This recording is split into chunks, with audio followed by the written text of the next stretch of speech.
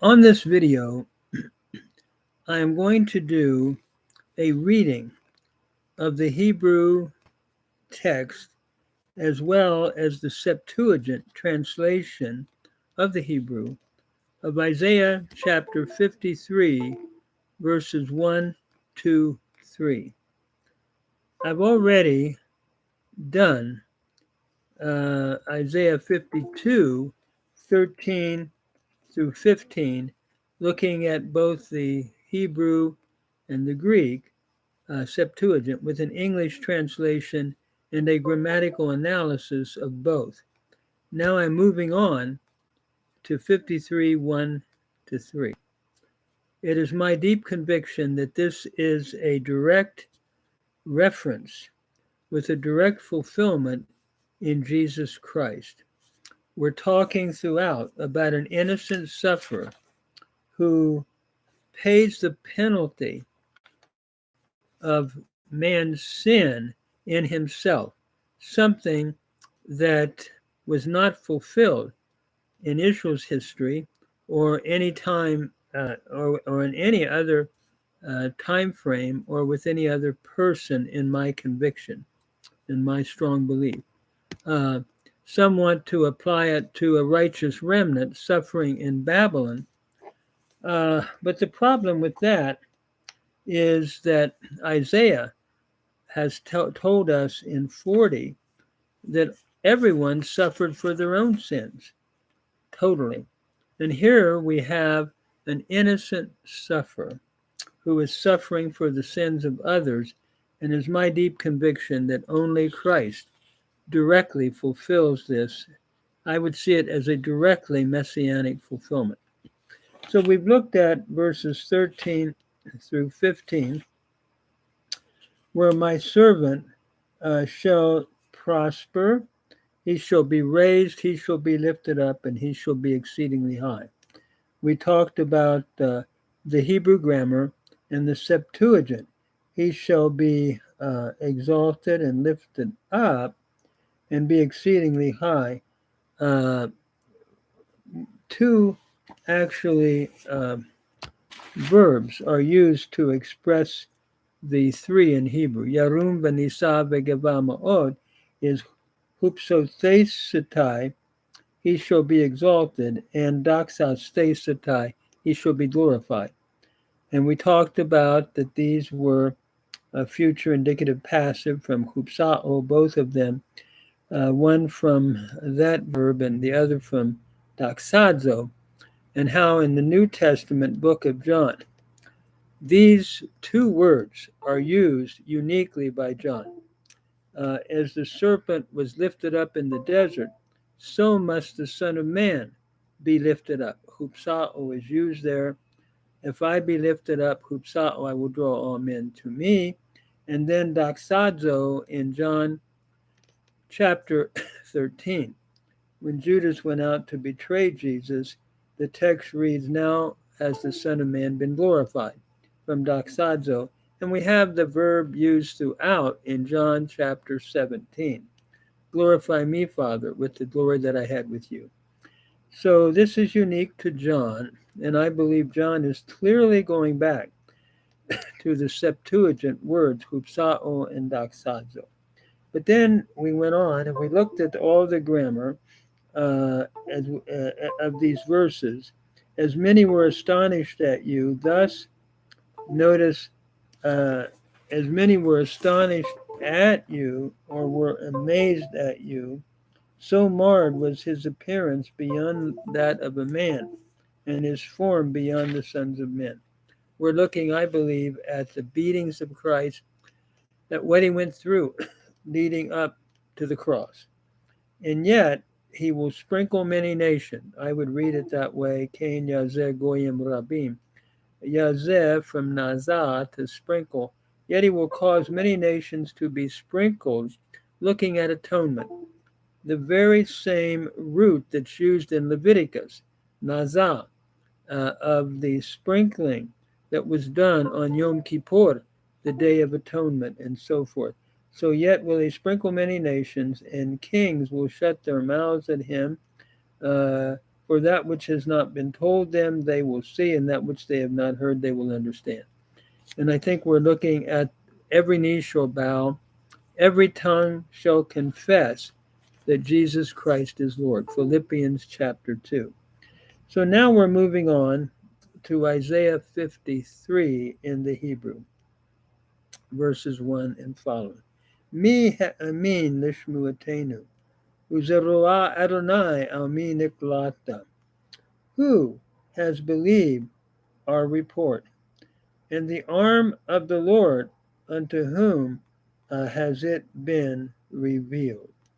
Amin, I'm understanding, is a hifil, a perfect third masculine singular from Aman. So who has believed our report? And the arm of the Lord, here we have two nouns in construct, upon whom has it been revealed? Niklata from Gala. Here we have a nifal, a perfect third feminine singular from Gala. And as we look at the Septuagint, doing a comparison of the two, Curia tis epistus te acque hemon, kai habrakion curiu tini apocalypse. O Lord, who has believed our report? And the arm of the Lord, to whom was it revealed?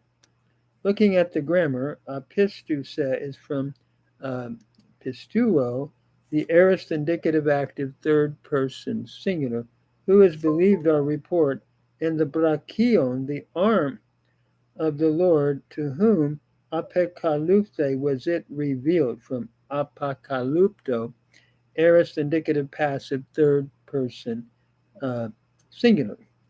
And so again, the Septuagint follows very closely to the Hebrew here. Who has believed such an incredible report? And the arm of the Lord, unto whom has it been revealed? And so we move on then to verse 2. And I'm reading the Hebrew of verse 2. Vaya'al keyonek lefanav, v'chashoresh me'eretz siyah, lo tohar lo velo hadar v'nirehu velo mareh v'nechmadehu.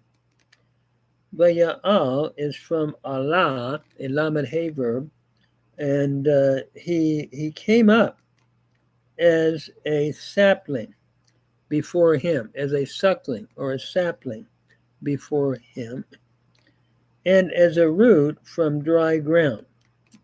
Not much promise, a root from dry ground. There is no form, lo tohar lo velo hadar, and there is no beauty or comeliness, venirehu, that we should look upon him. And here we have the root ra'ah, a lamed hey verb where the hey has elided. It's a cow imperfect, first common plural, followed by the third masculine singular pronominal suffix in the who, preceded by the ve, the that we should look upon him.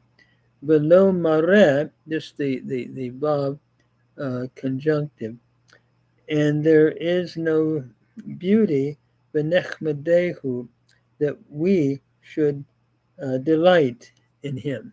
Nechmadehu is from hamad, to delight, and it's another nifal, imperfect first common plural from hamad, followed by the pronominal suffix in the who, first or third masculine singular. So the Septuagint reads, Anegela min hos padian inatian autu, hos vitsa inge dipsose, u estin edas auto udedaxa, kai edamin autan kai uk eken edas ude kalas. And we would translate this, we brought a report, or we declared a report as of a child before him. Anegelamin is the aorist indicative active, first person plural from anagelo. So we brought a report as of a child before him, as a root in the ground that is thirsty. From dipsao, I'm understanding this as a aorist uh, subjunctive, third person singular from dipsao. There is no, as a root, like in a thirsty land, in a land that is thirsty. He has no form. Uk estin edas auto. Notice estin is your present indicative active, uh, third person singular from a me. So there is no form nor comeliness, and we saw him. Kai edamin auton from harao, we saw him. Kai uk akin edas udekalas, but he had no form or beauty. Adamin, I'm understanding as an aorist, first person uh, uh, plural. And we saw him, and uh, he was not having form or beauty. Uh, so again, as we look at verse 2 and we compare it with the Hebrew, Vaya al Kayonek Lefanav, he came up as a suckling before him, like a suckling plant, possibly. And here, the Septuagint reads that we saw him, we declared as a child. Uh, in other words, we have, who has believed our report, to whom has the arm of the Lord been revealed. And then we brought a report or declared a report as a child before him. Whereas the Hebrew reads, Vaya al kayonek lefanam, that is, he shot up or he came up as a sapling before him. Where the Septuagint translators had, we declared as a paidion, as a child before him. And then, so that was the way they had rendered kayonek, where the Hebrew seems to refer to he came up as a sapling before him. And then, as a root from dry ground, v'chashorish me'eretziyah, that would be very close to the Septuagint, Chos Ritza in Ge Dipsose, and then there is no form. There is no, when we saw him, there is no form or comeliness. Lo tohar velo lo velo hadar. And the Septuagint had Esten edas auto udadaksa, which would be very close to the Hebrew. And when we saw him, there was no appearance. V'nirehu v'lo mareh v'nechmadehu, where the Septuagint reads, and we saw him, Adamin, the aorist from Chara'u, we saw him, and we and he had no form or beauty. Uh, and so we saw him where there was no form that we should desire him, where the Septuagint just read, we saw him and he had no form or beauty. The phrase v'nechmadehu, the Septuagint just reads simply, he had no form nor beauty. And v'nechmadehum, that we should desire him, is really not in the translation, it seems. So then we go to the next verse, verse 3.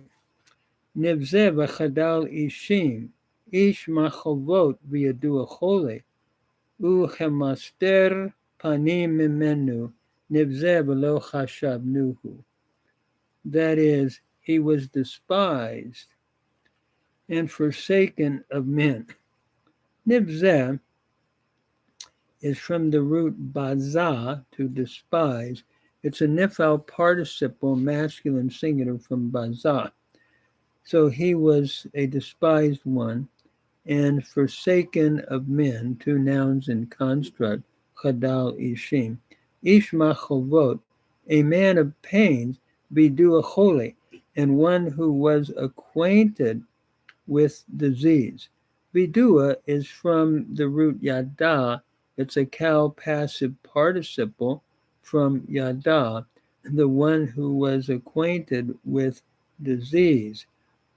And then uchemaster panim mimenu, and as one, uh, and basically as one from whom men hide their face, as literally the Hebrew has, and as the hiding of faces from him. Nivzeh, he was despised, velo chashabnuhu. He was despised, but we did not esteem him. Notice Nivzeh is from bazah. It's another nifal participle, I believe, like we saw at the first phrase. He was despised, a masculine singular, below chashabnuhu, and yet we did not esteem him. This is from chashab, to esteem or think. I'm taking it as the cow perfect first common plural from chashav, to think about or to esteem, and who is your pronominal suffix third masculine singular. So the Septuagint reads Allah ta edas autu ateman, but his form was without honor. His form was ignoble. Kai eklepan paratus huius ton anthropon. And we would say lacking or inferior alongside of the sons of men. If you do a comparison, his form was inferior or alongside of the sons of men. And then anthropos in plage, a man in plague, man in plague, or a man in suffering, and being, a man being in suffering. On is from ami, it's the present participial form, nominative masculine singular. A man being in suffering, kai eidos ferein malachion, and knowing to bear sickness, or knowing the bearing of sickness. Eidos is from oida. It is a participle, a perfect participle, nominative masculine singular from oida. Knowing ferein is to bear. From pharaoh, it is your present active infinitive. Knowing to bear malachion, knowing to bear sickness. Chate apestraptai ta prasupan autu. That is, for his face is turned from us. Literally, because his face has been turned from us, from apostrepho, perfect indicative passive, a perfect passive indicative from apostrepho. His face has been turned from us. Etemaste, he was dishonored. From atamazo, to honor. Eris indicative passive third person singular from temazo. He was dishonored, kai uk elagiste, and we did not think about him, or we did not esteem him, from lagidzo. Again, the aorist indicative passive third person singular. And so, doing a comparison of the Hebrew here, Nivzeh v'chadal ishim, he was despised. The Septuagint had, but his form was ignoble and forsaken of men.